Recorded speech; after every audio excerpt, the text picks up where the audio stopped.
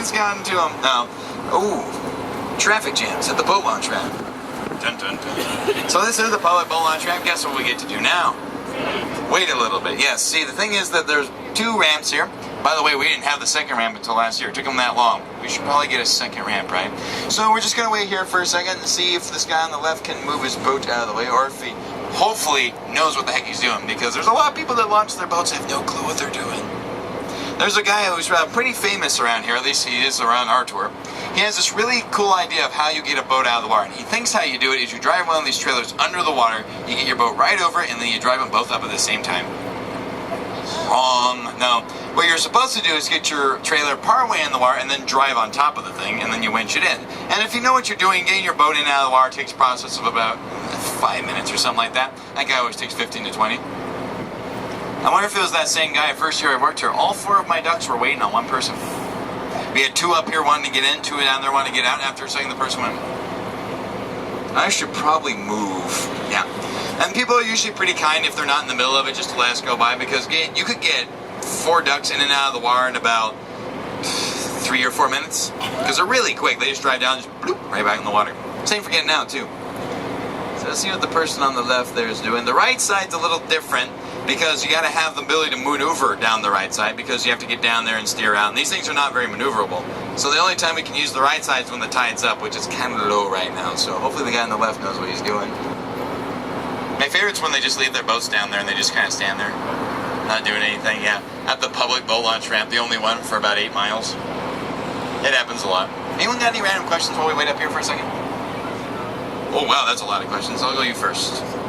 How much snow do we get? How many feet of snow do you think we get? 100 inches.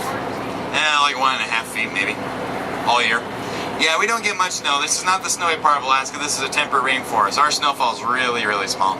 It's actually because the average temperature in the winter is about freezing most of the time. So a lot of people don't expect for Alaska, but it's not that bad. Yes. Yes. Does anyone know what we do with dead salmon when they die? Nothing. There are way too many of them up there. So what happens is we just let them flow downstream and they get eaten by stuff. So this entire downtown area in about 2 weeks or so is going to smell of rotten fish. And people say, how do you deal with the rotten fish smell? And the answer is you get used to it. You know how when you cook something in your kitchen you can't smell it after a while?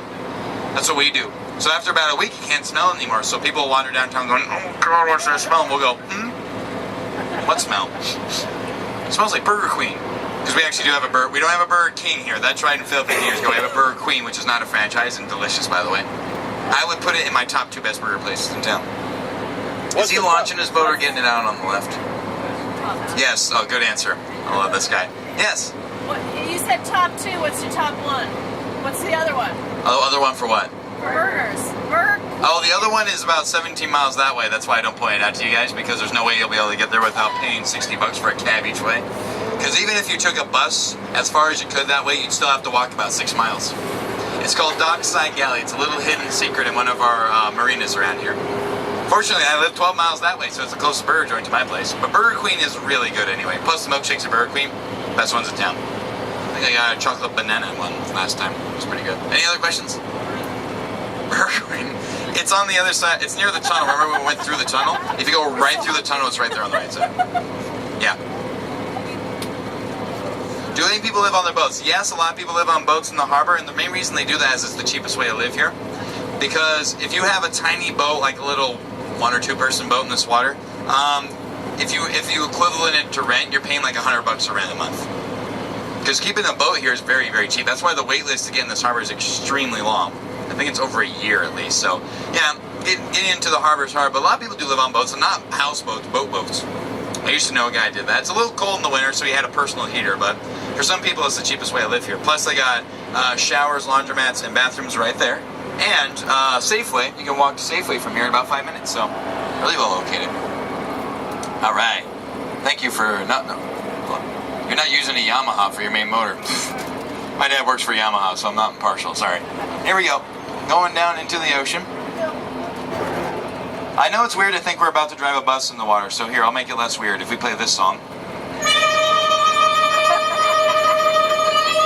That's much better. What are you doing?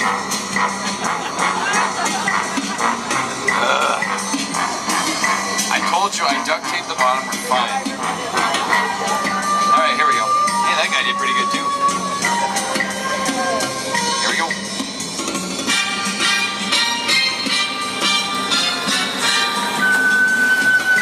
Nice. Splashdown.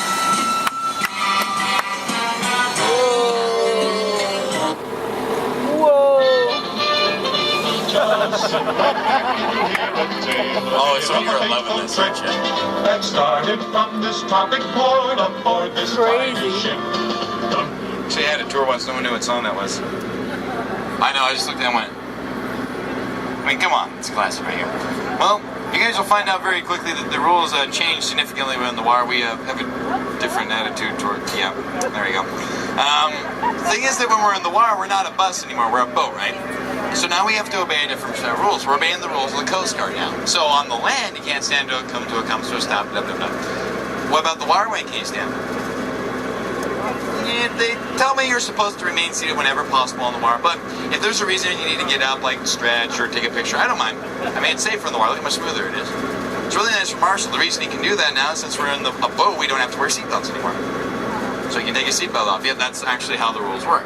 I have two personal rules when you're in the water. First rule, don't lean out the window. That water's 40 degrees. You will freeze in 12 minutes if you're not used to it. It's that cold. I do swim on that in the hot days, but I'm not going to today. Another thing is, if you guys have cameras, feel free to take pictures, but make sure that they're either in the boat or attached to you, because I've already seen thousands of dollars of cameras fall in the water this year. One person dropped like this, I think it was like $1,000 camera. They asked me if I go after it. No, although if I had my dive suit, I could actually dive down here and just fish for scraps, but no, I'm not going after it. You're on your own there, and please don't dive after it. It's not worth it. It's cold water. So, what? Well, yeah, that's the thing, is that he can do that now. He doesn't have to wear a seatbelt anymore. Plus, the steering mechanism's a little simpler now. So, how many boats do you think we can fit in this harbor since it's our biggest one? More than 500, sorry about that. Uh-huh. 1,200, you're a little closer, but you're a little over. It's actually a nice even number. It's 1,000, yeah. Still quite a few boats, and you're going to see all kinds of boats. You got the tugboats right there, you got a sailboat, ducks when they're doing tours. We'll probably see one as we're going out of the harbor. We'll probably see them kind of going in, and then right as we're going out, there's going to be another one coming in. We are on a half-hour schedule today for everybody. But what kind of boat are we going to see mostly? Yeah, fishing boats. We're going to see a lot of those. Let's see if we got one right over here. We do, in fact. See that boat, the dark one, has a pulley up there? And the American flag sticking out of it. That's one of the three kinds of fishing boats. That's the largest kind. That is called a purse seiner. It's two words. It's a purse seiner. Now, a purse seiner can be spotted because of the pulley, but the easiest way to spot one, although we can't really see it right now, I can. Right next to it. See how there's a little skiff, a little metal boat right next to it? That's a very important thing. What they do is they take their net, attach it to themselves, and then to the little boat. So the little boat goes out a little bit, and now they're driving together. Now they got this big old net that's like a scoop, and it scoops all the fish up. And once the fish are in there, the little guy circles, now the fish are stuck in there. And the big boat just pulls them out of the water. Big old net full of fish. So the word seiner comes from a word that means net. Seiner actually doesn't mean net. But where does the word purse come from? By your side. These are fishermen. The name is actually very, very simple why it's called that.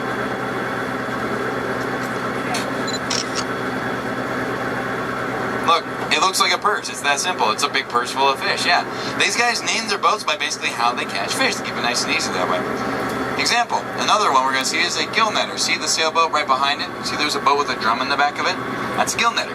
Now, a gill netter has a net wrapped in the drum, which they roll, and that goes down the water. It sits down there for however long they're going to soak it for. When a fish swims into the net, what part of them gets caught? Their gills. Gill it. See? Makes a lot of sense. Roll it out of the water, see a fish, just throw it down the hole like that. The most important kind, though, of the three kinds are the shamrock too, a troller. Trollers are super important because how these guys fish is they take those big metal poles, and that's how you can spot a troller, because those metal poles called outriggers. You lower them down until they're about 45 degrees, and then you troll, you move slowly through the water. And when you're trolling through the water, you're catching fish not with nets, but with hooks, because those things are big fishing poles. Now, if you're catching fish on a fishing pole, you're not going to catch as many fish as the ones that use nets, right? So what's the difference when you do catch a fish? Size. It's bigger, and it's more expensive too. If you ever catch a fish in a net, what happens to it? Die. it gets damaged, you know, it gets scraped and folded and squished. Ugh. Here's the thing, though, is that you couldn't put that in front of someone in a restaurant, but would you eat a fish that looked beat up if it was put in front of you? Exactly. So any fish caught in a net has to go where it doesn't need to look good, which is cans. Yeah, the meat's fine, but if it gets ground up and put into a can, it doesn't matter what happened to it in the first place. So if it's caught in a net, they're just trying to fill as many